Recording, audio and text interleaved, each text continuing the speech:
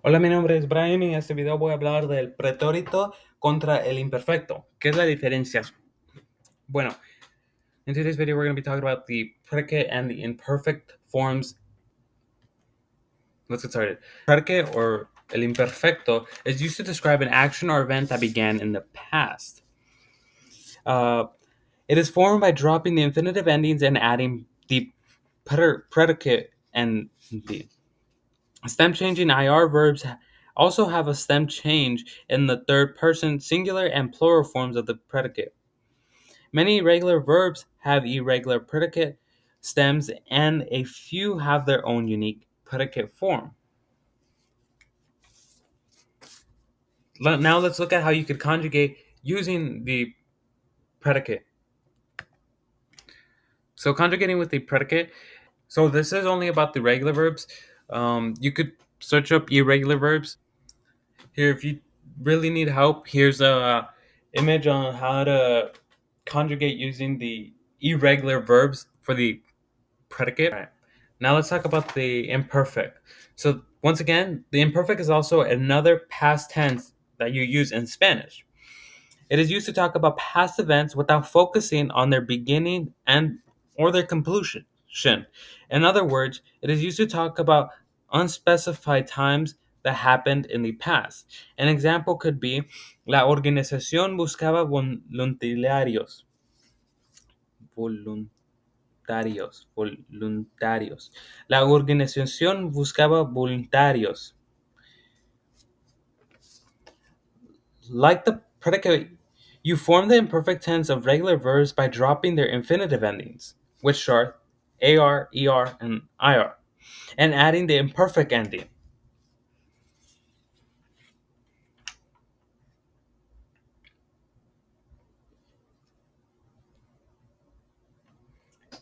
When using the imperfect, it often talks about what is happening in the background. An example could be, cuando yo era joven, vivía en una ciudad muy grande. Some words and expressions are often used with the imperfect, for they suggest habitual or repetitive actions in the past. This includes de niño, todos los días, mientras, siempre. So when they were a child, many things happened over a series of time. An example could be, de niño vivía en un barrio de Madrid.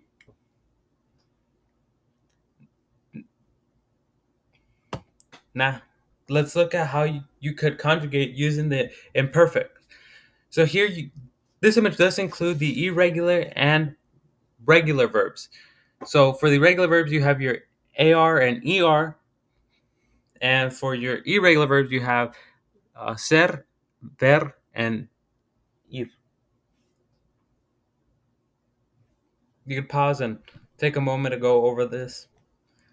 Now, let's look at the difference. Let's compare them. So similar, they both express past actions or states, as we continuously mentioned. However, they have different usage and are usually not interchangeable. So when looking at the preterite has three different usage. You can use it to state complete actions or states.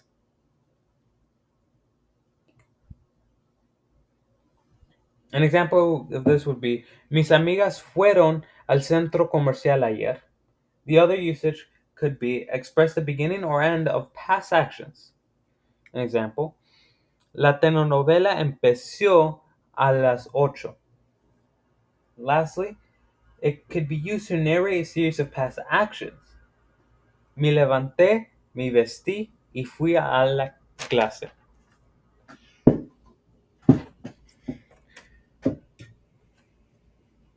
When using the imperfect, it has 4 reasons to talk about the past events. 1. Describe ongoing past actions without saying when it began or ended. An example could be, se acostaba muy temprano. It could also be used to express habitual past actions. El niño jugaba al fútbol los domingos por la mañana. Third, it could be used to describe mental, physical, and emotional states or conditions. An example could be, Estaba tan hambriento que me comí medio pollo yo solo. Lastly, the imperfect can be used to tell time in the past. Eran las 8:30 de la mañana. Now let's take a look on how you could use the imperfect and the predicate together. So with this image, we can see a timeline. So we can see the future, the present, this is where we're at, and the past. So the imperfect talks about the background, the whole thing, without stating the beginning or ending, while the preterite interrupts the imperfect. As stated previously, the imperfect is talking about ongoing past actions. We don't know exactly when it began or when it ended.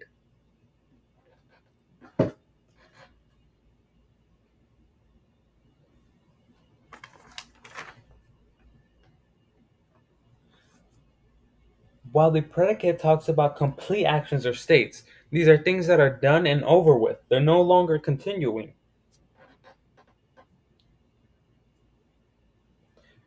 But they can be used to narrate a series of actions. So, for example, we could go back to me levanté, me vestí y fui a clase. You're not going to say y miré a mi madre y fui al autobús y me llevaron a clase. But rather, you're going to state the most important events or the series of events. Me levanté, me vestí y fui a clase. Right, but the imperfect would be when you're talking about your whole day, your whole morning. The imperfect progresses. The imperfect progressive used to describe a past action that was in progress but was interrupted by an event.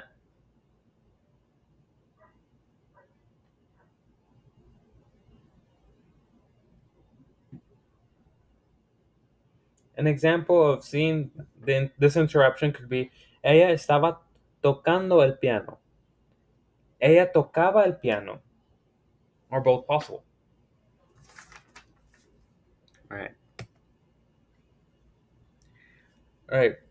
Narrating. When narrating a story in the past, here are some useful expressions for sequencing the events. Primero, al principio, antes de, después de, mientras, entonces, luego, siempre, al final, la última vez.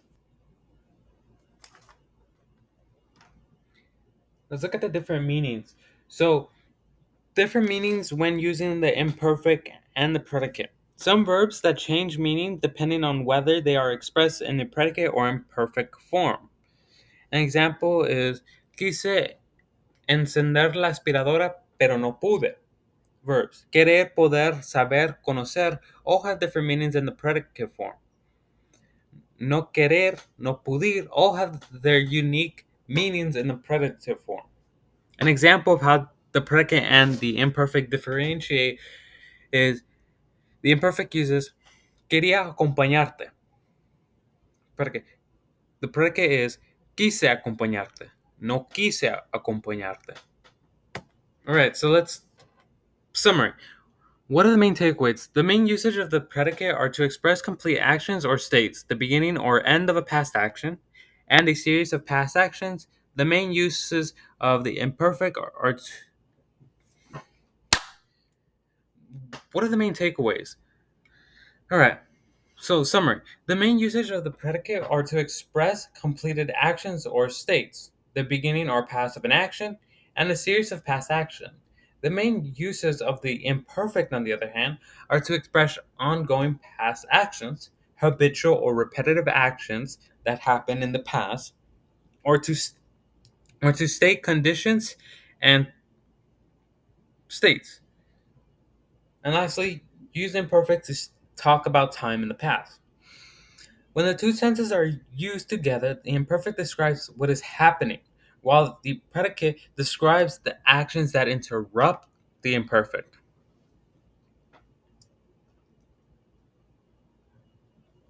And I hope you understood the difference between the imperfect and the predicate. This video isn't meant to.